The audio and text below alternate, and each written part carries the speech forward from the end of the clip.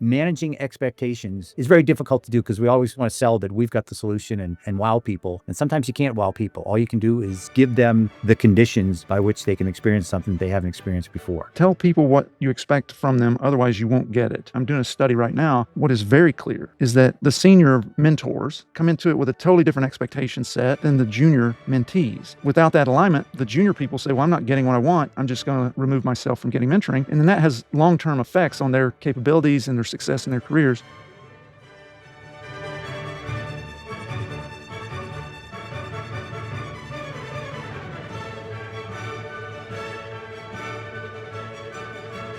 Welcome to Science of Leadership, where we explore what it takes to build ever better leaders through evidence-based insights and conversations with people who lead in the world's most complex environments. I'm Tom Collins, your host, and I'm delighted to have you join us on this journey to becoming a better leader. Today, we're talking about a really important leadership challenge. How do you bring smart people together to tackle wicked problems, those complex, multi-layered, no clear answer problems that define modern life? And how do you create the conditions for truly innovative solutions? To help us explore this, I'm joined by someone who spends his days building high-trust relationships among researchers, industry leaders, government partners, and innovation teams to solve some of the world's hardest wicked problems. Chris Dunphy is a graduate of the U.S. Naval Academy and was a naval aviator. Now he's the program director of the Industrial Liaison Program at MIT's Office of Corporate Relations, where he works at the intersection of academia, industry, and global-scale problem-solving, connecting elite researchers, visionary corporations, and mission-driven organizations to accelerate discovery and innovation. Chris, thank you for joining me on the Science of Leadership, and thank you for your service to our nation. Thanks, Tom. It's great to be here. I'm excited about this. These are the conversations that I have every day. In fact, I just spent the last hour down by the coffee machine talking to one of my colleagues about different faculty members as we were both struggling with widening the aperture of who we connect with our member companies. And I focus on the defense industry. He focuses on the mining industry, but there's so much commonality between what people are interested in relative to MIT. It really doesn't matter what I was telling him about this conversation I was about to have, and he was a little bit jealous. I'll put it that way. Well, hopefully the end product will make him even more so. Well, Chris, let's get down to business here. When you're looking at bringing people together to collaborate on the types of groundbreaking ideas that MIT is known for, what's the crux of it for accomplishing that for you? For me, the crux is humility, focus, and relationships. I joke to my wife every morning as I'm leaving, I'm off to be the dumbest guy in the room for the next 8 hours. And it's kind of a faux humility, but my job is to create the right space for collaboration in order to get industry that has a focus, government who has a focus, and academia that has a focus. So having relationships with each of those and understanding what is their driver allows me to communicate between those three different factions in order to get to a win-win. It's a lot of blocking and tackling. We used to call it pick and shovel work. It's not glamorous, but if you get it done correctly, you end up with the right people in the right space, and then you kind of sit back and watch the magic happen. Yeah, as you're talking, I'm just thinking about this idea of being the dumbest guy in the room, and really, you said creating the space where people can come together and collaborate, and that's at the heart of leadership. Really, is I think we have a lot of people in leadership positions who think that they have to be the smartest person in the room, and you have to have competence. There's no doubt, but when we spend all of our energy trying to be the smartest person in the room, we end up losing so much ground with relationships with others that we're working with. We create an environment, I think, that isn't actually conducive to building those teams and so forth. And so this idea of being able to step back from being the person in the limelight to creating that space, that's so valuable of an insight. It's sometimes hard to do. It's something I learned from when I was in the Navy, being on an admiral staff. You grow up, you go to the Naval Academy, you're a junior officer, mid-grade officer, and you think, the admiral knows everything. And I got the opportunity. I was on admiral staff during wartime. And the fact that he would stop a briefing, he would stop and say, what does that mean? There was an acronym or there was a word or something like that. And he had, and it wasn't aggressive, but he wanted to understand. And he said, there's some things here that I don't understand. So explain it to me. Talk to me like I'm a fifth grader. I know I'm a 3-star. I know I'm a 2-star. And I've carried that since then sometimes, because you assume that people know more than they do, and then you're embarrassed if you don't understand what people are talking about. And I go through that all the time here. I have found that my job requires me to be about 2 inches deep and about 10 miles wide. is probably the best way to put it. So you can't be an expert or anything, but you try to be conversant in it so that you can make connections. Yeah, this idea of humility on the part of the leader, of being conversant, being able to speak the language, which is I've got so many ideas running through my head, but this is something I want to get to in a second. But I'm kind of stewing on this concept that great leaders don't have all the answers. They're willing to go to the people who do. They're willing to say, I don't know, but this person does. I'm going to go to them and get the answer, because ultimately they're more concerned about getting the right answer instead of looking like they're right.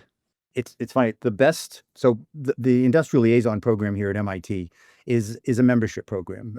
Companies, organizations pay a nominal fee to be part of the program, and they get a program director like myself who manages their relationship with MIT. The best ones are the members that at the CTO level, at the C-suite level, are cognizant of that and are wanting to go someplace to learn. You go to universities to learn. So it's not necessarily to get the direct answer, but to go through the the learning process. I had an executive say to me, he runs a research center for one of the defense contractors. He's like, I've got 750 PhDs that work for me every day. I want to bring them to MIT to show them that they don't have all the answers and that this job is about constantly re-educating yourself. Conversely, I see the MIT professors that do not walk in and start engaging with industry and saying, this is the way it is. It's the conversation. They go, oh, well, you guys are doing this. And that all of a sudden a conversation takes place about something the professor didn't know. There's an awe factor. To come to MIT, the MIT PhD faculty member knows everything. And when they discover that they don't, that they're very inquisitive and they're using it to kind of shape their research, it's really magical to watch. That it's not a teaching moment, it's a conversation moment where they arrive at answers. So as you're talking about dealing with these disparate groups, scientists, executives, investors, government officials, others, they have, as we hit on just a minute ago, this sort of completely different languages, right? They've got different languages they speak, whether it's their acronyms or their field of study or expertise. They have different incentives. They have different professional cultures. How do you get them, all these people with different sort of characteristics, to trust each other? First, I frame what my job is, and that I am an MIT salaried employee. So there's no deal flow. So I am not bringing people together with any kind of financial incentive. If a company decides to work with MIT or a government agency with MIT, I don't get a piece of their membership fee. If they sponsor research, I do not get that. So by framing it that way, I say, if this works out, great. If this doesn't work out, great. My job is to get you folks together because I think there's a fit here. Second is I have to be very aware that time is probably the most precious commodity, and I spell that out for both executives in industry and government have limited time. MIT faculty have very limited time, so I don't waste their time. Get to the crux of the matter and understand that the faculty are looking to do research, published research. They are not there to produce a widget or a prototype. And industry is there to get insight into what is coming down the pike. What's going to happen the day after tomorrow. When we frame it that way and nobody's expecting to walk out with a widget, then we start to have trust because expectations have been leveled. Let me pause here for a second and remind our listeners that my book, The 4 Stars of Leadership, is now available on Amazon, Barnes & Noble, and essentially all online outlets. It's getting rave reviews, and I'm certain you will find it not only informative, but also inspiring. So I hope you'll order your copy today. Now let's get back to this interesting conversation. Do you have a good story from your career that demonstrates what it looks like to bring those different people together and build those bridges? Yes, I do. I've had organizations that do it well. I've had organizations that don't do it well. The organizations that do it well step back and look at MIT as a relationship, not a transaction. So they come here to recruit students, to learn about technology, and to upskill their workforce. I have one example of it's a defense contractor. I won't name them, that came here, started in January, and they first laid out 38 technologies that they were interested in that they didn't think that they were doing enough research in. And then we mapped out who was doing that type of research here at MIT. And then we started, it's almost like speed dating, started connecting the folks within this defense contractor with certain professors. Sometimes it clicks, sometimes it doesn't. The result was brought 3 different research groups here to MIT, and they spent one day with faculty. I set up 8 different faculty, and then the next day locked them in a room.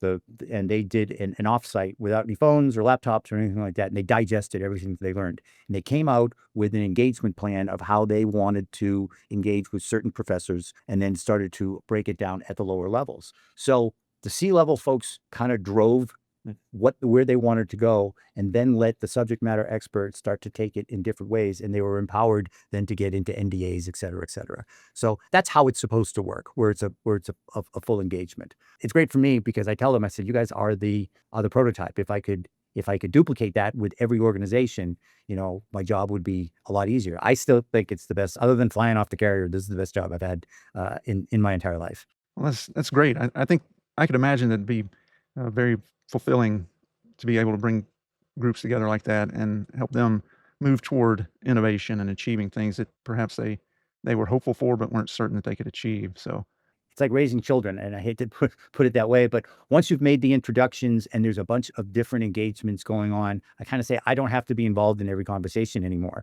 One, because I don't have the bandwidth. Two, quite honestly, I'm not going to understand what you guys are talking about anymore as you start to get into the nuts and bolts of it.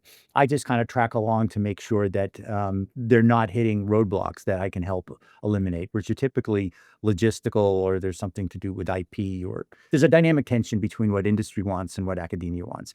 Industry wants to be able to apply technology in order to grow their business. Academia wants to publish. Okay, so a lot of ideas come from industry that go into academia, and they become the basis for a master's or a PhD thesis that is done under the guidance of a faculty member. So that guidance that's coming from industry is really fulfilling a need that's real world and is not notional. So when they both understand how that works, and they're not into the IP, who gets what for what, it works. If it becomes transactional, there are times when you say, this, you might do better, with a consulting company, and the consulting companies are there to provide that kind of service. This is a different pathway. in thinking about my own experience with building multidisciplinary teams, I've done that a number of times in my medical career. Things that I kind of, as I've looked back on it, preparing for our conversation, trying to think of how did I go about it? What were the things I always seemed to do? It was finding the thing, whatever it was for the individual who's going to be part of this team. And in the last one I built, we had 15 different disciplines coming Wow. together to work toward this common goal of helping these patients. And so everybody comes into that with a different frame of reference, a different goal set, and so forth. Getting to know those people well enough to understand what it is that they're hoping to do and get out of the interaction, and then showing them how, if you do this, I can show you these are the ways that we will be able to actualize that for you with your participation. And then once they get into it, it becomes, at least my experience, they actually start having fun. Yeah. Because now they see that it's going to happen, and they're interacting with these people who have really different perspectives, and it's refreshing and enjoyable. And then this energy just ramps up, and all these ideas start flowing left and right. And it's the magic happens, I guess. It is the magic, and I see it when professors here bring their graduate students in, and let graduate students engage with industry on what they're working on, their master's thesis, their PhD thesis, be it in robotics or AI or data or something, because you can't fake that type of excitement, and it is infectious. You see companies leave here and they're really energized, and then you got to kind of get lightning in a bottle, and that's their fear, that when they get back to the 700 emails that are in their inbox, when they get back to, that they don't lose the momentum that they had by coming here, because it really is, refreshing. You have all these ideas and pathways. So, the other part of my job, leading them, is to make sure that we continue that contact and don't let it kind of slip off the priority without forcing it. So it's a balancing act. But there has to be somebody who owns the process, and a lot of times that becomes me, for both sides. Well, Chris, now that we know what we're talking about, what it looks like to build these sorts of teams, can you share with us why being able to build these relationships is so essential for collaboration and solving these really complex, wicked problems that MIT is known for solving? There's 1,000 researchers here at MIT, so it's absolutely impossible to know everything that's going on at MIT. So my job is broken into three parts: to spend a third of my time learning as much as I can about what's going on at MIT, a third of my time knowing what's going on with my member companies. I have 12 companies, government agencies that I have that are in my portfolio. And then another third is looking for other organizations that may be adjacent that can add to this type of ecosystem. It's important because, and I saw it when I first started here. You get comfortable with a small group of researchers who you know, and you keep going back to the well, keep going back to the well. The relationships come with making yourself uncomfortable and going out and reaching out and getting to know new professors who are doing different research. And it may not be in what I would think of as a aerospace defense mindset, but you know what? It's one off and it makes sense to my members. And sometimes when I start talking to them, like, take a look at what this professor's doing, and it clicks with them. So the trust comes from I haven't steered my members wrong, and the trust comes from the faculty members. I kind of have to say, I know this doesn't fit in your research portfolio, but trust me here for a little bit, 45 minutes. And if it doesn't work, it doesn't work. And sometimes it doesn't. And the relationships get better sometimes if you turn around and say, hey, I missed on that one. There was no fit on it, but I understand your research much better now, and I will keep my eyes open because all researchers are looking for sponsors and they want to engage. So, admitting when you kind of struck out is important in order to uh, uh, build that trust, because everything isn't a home run. Yeah. So listening to that, what I'm hearing is having those collaborations, building out those relationships provides insurance, if you will, some buffer against stagnation because you bring in other people's perspectives that people may not even considered. It broadens the aperture so that you have more options available that have a chance to be, as you said, a home run. Whereas if you're only dealing with a couple of people, then that really restricts your ability to see larger, perhaps more innovative opportunities. It's one of the things that I do. I just had a foreign government in, and they were interested in space automation. Small company, small country, so they don't have a big budget. But we spent 2 days with professors, and then I spent a half a day with MIT affiliated startups that are working in the space industries. And they came in and talked about what their companies were doing. So, MIT is the mind and the hand, but these startups that were very small and born out of research that was done here, and they turned it into a business entity, really fires up some of these big organizations. So introducing startups to companies that have moved out of the theoretical into the practical, and are really hoping to partner with a bigger company to bring somebody onto their board of directors for a number of different reasons is another way to build that relationship. The relationship doesn't necessarily have to be with MIT, just the faculty. It can be these byproducts of MIT, where there's 850 MIT affiliated startups that we work with that are at different ages of maturity. They're the best poster child for what MIT produces. This is a real company, and you go, how did somebody think of that, and what they're doing on a small scale? On our podcast, usually around this time, I ask our guests to share a story that showcases where the idea, whatever the concept is, what kind of leadership concept we're discussing, was essential for success of an organization. But to me, it almost feels like in this scenario, it might be easier to discuss a story where that lack of collaboration, that lack of building a multidisciplinary team result in failure of accomplishing the mission or the target.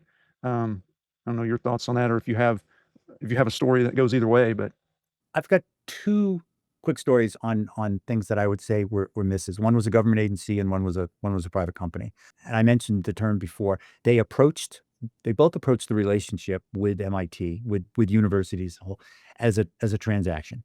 On the government side, government agencies are used to scoping a problem, putting out a request for information, then putting out an RFP and getting a proposal back.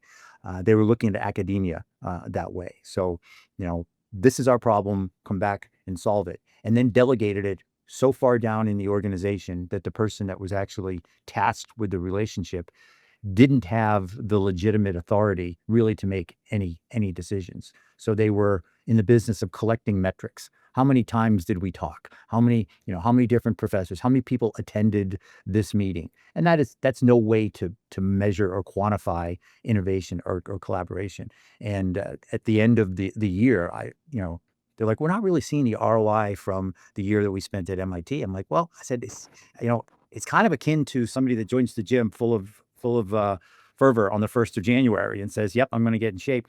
Then they don't go to the gym until October. And then they're like, I really don't see I got anything out of this gym membership. Well, you didn't go and do anything. You just kept driving Sure. by it. And that sometimes happens. So not having a full understanding at the C level is a problem. The other one was a company, and they joined with all the great intentions. And then again, they delegated it down to someone who was a new hire, didn't understand the company, and was given the title of manager of college partnerships. So he had 5 different colleges that he was working with. And again, he was just going through the motions of collecting metrics so that they could measure it. I tried a number of different ways to try to get them to come visit. If you don't visit MIT, it's never going to work. If you try to do it in a virtual manner, it's never going to work. You got to get on a plane. You got to come here for a couple of days. That is the game changer. Same token, I've taken professors and we have gone to companies. We've gone and spent 2 days at the company. That is also a game changer. But if you try to do it in our virtual world coming out of COVID, it's typically a recipe for a fail. Thanks for sharing those. This idea that we're talking about of collaborative teams and building those really resonates with leadership science. In their 2022 review of the scientific literature, Simons, Gustafson, and Nees found across multiple studies that interdisciplinary collaboration results in broader knowledge within the team, as well as leads to greater creativity, increased innovation, and better problem solving, all of which we've been hitting on so far. But as we've already heard, successful interdisciplinary collaboration, like what happens at MIT, doesn't just happen because smart people are in the same room, but as Chris has been sharing, it's crafted intentionally. It's designed, it's led, it's continually developed, and often in person. And also an important point that I think relates to this idea of intentionality is that sometimes in different domains, people will talk about bringing together diverse groups and that there's no challenge to that idea, right? But the reality is when you bring diverse groups together, there's usually a lot of friction. People have very strong opinions, different perspectives, and it's getting them to come together and speak the same language that's really the crux of that interaction a lot of times. So addressing that and smoothing those interfaces, I think, is prime real estate for leadership. I agree. When you talk about interdisciplinary, when you think about MIT, most people, well, we're going to bring our data scientists, we're going to bring our engineers, we're going to bring folks that are doing the lab work, the tech work. But I always encourage, bring your HR folks, bring your legal folks, bring the folks that are doing recruiting, not just managing workforce. Bring your learning folks. Every corporation, every organization has an internal learning. Because even though they may not be the ones that are nodding as the third differential equation goes up on the screen from a professor, they're the ones that are sitting back and asking some really relevant questions about how do we go about making this work within our organization? And they bring in things like upscaling the workforce, or with AI, it's such a challenge for every organization. And it's not necessarily the tech challenge, but it's the implementation challenge. And if you don't have those other functions in the room, you can get much further down the x-axis where you're making all this progress. But if you have to go all the way back to the null, it's really difficult if you haven't involved everybody as you're trying to institute change. That's such a great point because we don't operate in a vacuum. And there's so many different factors that come into play that we never even think about. Like you mentioned, legal. A lot of times that's never even on people's radar, but that's really important. If you, as you say, if you get way down the axis and then suddenly it's like, oh, wait, there's this major legal hurdle, Right. then you may have to abandon the whole project because it's not something you could overcome. Whereas you could have known that on the front end, maybe redesign things just a little bit, and come out with a totally different outcome.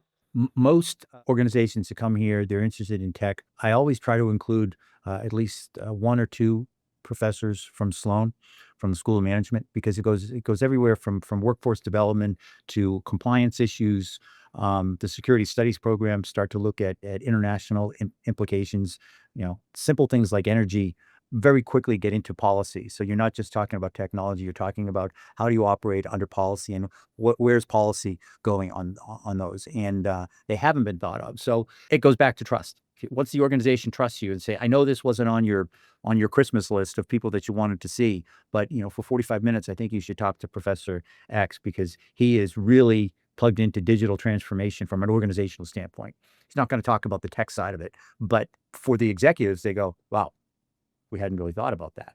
Or the professor gets a feedback of, wow, they're doing something that I haven't really incorporated into how my research is going. And you know what? I would like to go visit that company and take a look at how they are doing something. The learning goes the other way too. The learning goes back into MIT research all the time because there's so many innovative things going on inside companies that are not shared with academia. Well, Chris, now that we see why this is so important for successful leadership, let's turn our attention toward the practical side of things. What can our listeners start doing to increase their capabilities in bringing people together as a team? Framing the reason why you're there. I always ask, what do you expect to get out of this? I get a call from a company or get an email from a company. Hey, we'd like to come talk about X, Y, and Z. Right? What are your expectations? What do you expect to get out of this? And refine it down and have a this is part of my military. I have a primary, a secondary, and a tertiary plan. You don't always get exactly what you want. You pick a date that you're going to come visit, or you pick a day that you're going to do an offsite, or pick a day that, hey, we've got the perfect combination of our folks. Well, guess what? The MIT professors that you wanted may not be available that time. So being able to say, what do I want to get out of this? Is it certain thoughts? Is it certain technology? Or is it a certain experience? So I think if you frame expectations and manage expectations, you can get folks to collaborate in a real sense, rather than that they're going to walk out with a solution. You never walk out with a solution at the end of one day. But what you walk out is you've got a discussion that you want to continue the next day and you want to follow up.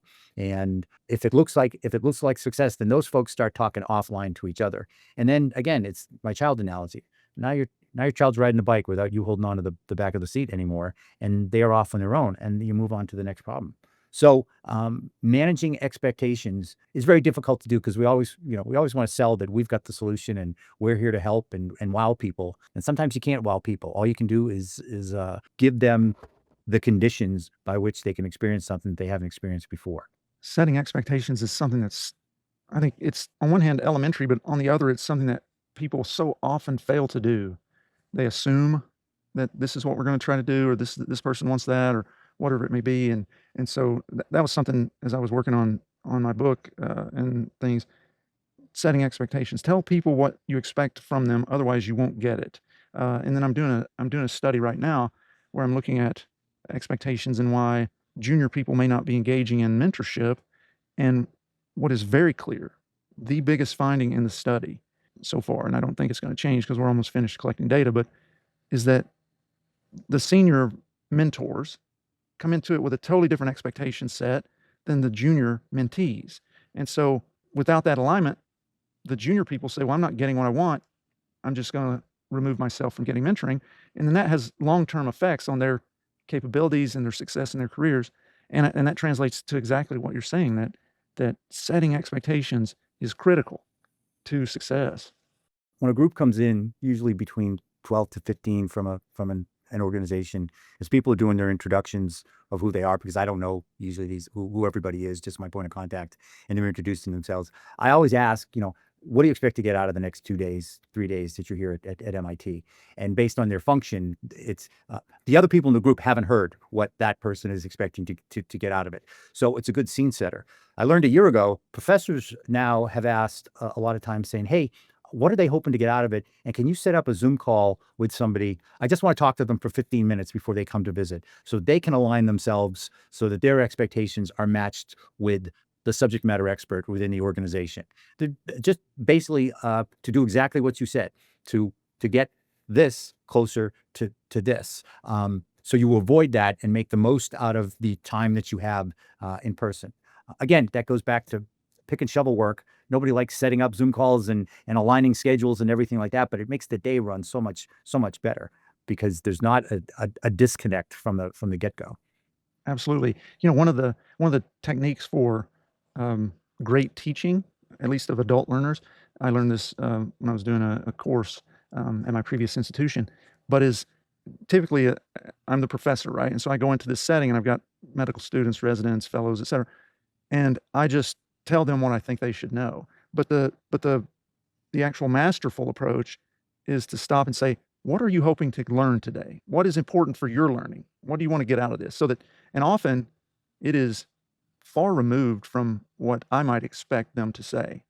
But it also gives us, okay, a framework. This is what they want to learn. We'll cover that. And at least they will have taken away something they were interested in. Whereas I might be wanting to talk about something that's really important to me that has no bearing on their future, what they'll be doing for the rest of their life. So anyway, that's a similar sort of thing when it comes to setting expectations.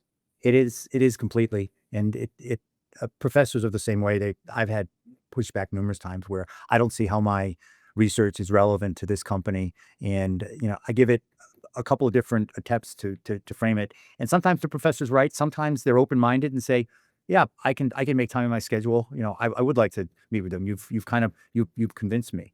Especially if they're doing research that they don't see as military focused, because we all who have not served have an idea that we've got from TV and movies and whatnot of what the military is, when that really isn't what it is. And they're like, well, how does climate? Well, the ocean is climate, and the Navy is in the ocean, and all of a sudden they go, oh, all right, that makes sense. Yeah. Now I get it. I said, we're not talking about blowing things up. We're talking about, how do we look at soil, salinity, weather, wave height, those types of things. So it comes down to language and acronyms. I'm sure you in the medical field must go through that all the time. And between academia and government and technology and aviation, there are so many acronyms that all mean the same thing. I mean, as a pilot, MDA was minimum descent altitude, and then when I was working at Raytheon, MDA was the Missile Defense Agency, and sometimes I'd be in meetings going, "Why are they talking about the minimum descent altitude in those meetings?" You learn. It's Yeah. always learning. This hits on, just as an aside on the acronym thing, and I remember when I was in the military, it was like, we need a dictionary. So, because there were times people just seems like just paragraphs that were just all acronyms. But just yesterday, I was in my clinic, cardiology clinic, and in medicine, there are acronyms just as you were saying that mean totally different things for different people. So we had a patient who was referred to our cardiology clinic for ASD. So in congenital heart disease, that's an atrial septal defect. Okay. But the actual issue that the child had was autism spectrum disorder, ASD, right? And so they should have been going to a totally different specialist, but their primary doctor saw ASD and referred them to a cardiologist instead of going to the people that they actually needed to see. They didn't need to see us at all. And so, just from the standpoint of make sure you're speaking the correct language and that Correct sort of thing. language. You brought up a dictionary. When I was a junior officer, I was given by my executive officer. There is a publication out there called the DICNAVAB, which is an acronym for the Dictionary of Naval Abbreviations, which I went through about 12 PCF moves that I would bring with me. And I'm sure it's gotten much bigger with AI and whatnot. But yeah, the DICNAVAB, it was a running joke. Yeah. Well, as I was thinking about our conversation and how to build collaboration, I got to admit, I started thinking about what are the barriers to it. If we know those barriers, I think we can then identify what's needed to overcome them. So when I look at the literature, the things that repeatedly come up as barriers to effective collaboration include poor communication, issues with teamwork, professional identity, organizational procedural rules and regulations. So in seeking to foster collaboration, we have to address those four big categories of barriers. And so then as I was thinking more practically, again, trying to give our listeners take home practical points about how to foster collaboration in these interdisciplinary teams, I really focused on ideas surrounding the team and communication. I came up with a few steps that I think can build or help build collaborative relationships. So one, and you mentioned this earlier, is create proximity. You were talking about go to MIT or go to the corporation or whatever it may be. People collaborate better when they know each other, when they get to know each other better, occurs in proximity. We're sitting together, we're having lunch, we're doing whatever. Studies have shown you're more, I mean, it makes sense. You're more Yeah, likely to be friends with people who are close to you, like right. physically close to you, right? So those interactions. So that's one thing. The second thing, which we just were talking about, is define the common language. So to collaborate, we have to speak the same language. We can't be using ASD for one thing and it means something else. It's got to mean the same thing. So that language could be literally the same language, but more often than not, it's just identifying what we're trying to accomplish. Those expectations, making sure that what one person means by a given word or concept is the same as what others mean, things like that. Number three was ensure psychological safety. I know you are familiar with Amy Edmondson's work. Psychological safety is this concept that we're safe to share our perspectives, experiences, and ideas, and that's vital for great teamwork. So those are three things that kind of came to my mind. For me, the biggest barrier typically is eliminating preconceptions. in both directions. So companies have a preconception of what MIT is, what an MIT professor does. Everything isn't Goodwill Hunting. Every wall does not have a 14-foot formula on it. By the same token, some professors look at a company and look at the industry they're in and say that doesn't pertain to me, or what they're doing right now doesn't align with how I'm driving my research. And a lot of that comes up with energy companies. When we're talking about sustainability, are they really serious about sustainability, et cetera? But you can only do so much research online, and you have a preconception about that. If I can break down the preconception, which lends itself to what you said, to proximity, the preconception goes away once you have proximity. And I always advocate when I have companies visit that we do a working lunch. I have typically the professor that seems the most adjacent, that is not central, join us for lunch. So part of it is he's sitting around U-shaped table, and we have lunch together after he's done his presentation. You start talking about, oh yeah, well, I was also, I was an adjunct professor. I was in Switzerland for a couple of years, and that comes out and it humanizes everybody, and then things change. But that preconception is very difficult, especially professors dealing with certain government agencies. I mean, it's just natural, because that's we're defined by the organization that we are part of. So we do it in the military all the time. I have preconceptions of what an Air Force guy is, or a Marine, or an Army guy, and some of them are facetious, some of them are real. But you get on a joint staff and you go, well, these guys are as screwed up as we are. That's great. I got it. Yeah. Well, Chris, as we wrap up this episode, I have one more question for you. Sure. If you could go back to that young midshipman at the Naval Academy and give him one piece of leadership advice, what would it be? So that young midshipman was 19 to 23, thought he knew everything, didn't. I would go back and I would tell him to take more risk. And when I say risk, I mean, I went to flight school. I learned how to fly, flew off small ships and aircraft carriers. I don't mean physical risk, but take career risk. I turned down opportunities because I didn't want to be away from my girlfriend. I had the opportunity to go to the German Naval Academy for a semester. And my 20-year-old brain says, I don't really like studying German, and I'm not really that crazy about our Naval Academy right now. So why would I want to go to the German Naval Academy? I look back on it and go, oh, what an idiot. So take more risk. Sometimes that risk, that adjacent path leads you someplace. I never thought I would be in academia at age 61. And it wasn't because I was seeking it, but it was because of other things that I had done and relationships that I had built. I'm here literally because of somebody I knew from a prior life. And if I hadn't, as I got older, I embraced risk more and more. And I think we tend not to do that. I see that with my children. Leave home. Do I want to go away to school? That type of thing. But I should have embraced more risk and be more curious. Ask questions. The admiral that says, "Well, wait a minute. What does that mean?" Stop the briefing and ask a question. Don't be the new guy nodding and walk out and go, "I don't have any idea what anybody was talking about," because you can't 3 weeks later or a month later go, "What does that mean?" They go, "Where have you been for the last month? We've been talking about this and you've been nodding like an idiot." So that's what I would tell 20-year-old Chris Dunphy. Yeah. Well, those are great pieces of advice. Thanks for sharing those. I think it's a great way to end out our conversation. Chris, thanks for being on the Science of Leadership. Tom, thank you very much. I welcome this opportunity, and I'm fascinated by the way that you are taking such an open topic and attacking it from all sides. I think there's a lot to learn there for everybody, and I've shared your Science of Leadership podcast with a number of my friends, and Thanks. they're like, "Whoa, Zinni's on here," and so and so. I said, "Yeah." You even had Manzier, who's a legend in the naval aviation community. So thank you for everything that you do. Yeah. Well, thanks. I appreciate that. Thank you for joining us on this episode of the Science of Leadership. We hope today's discussion has inspired you and given you valuable insights to help you become a better leader. Remember, leadership is about helping those we lead do great things. It's a journey of continual growth and learning. When we embrace that journey with curiosity, courage, and humility, we can confront challenges, overcome barriers, and foster environments where everyone can succeed. If you enjoyed today's episode, be sure to follow or subscribe, leave a comment, and share it with others who are passionate about leadership. Until next week, keep leading with character, competence, caring, and communication. This is Tom Collins. Let's keep growing.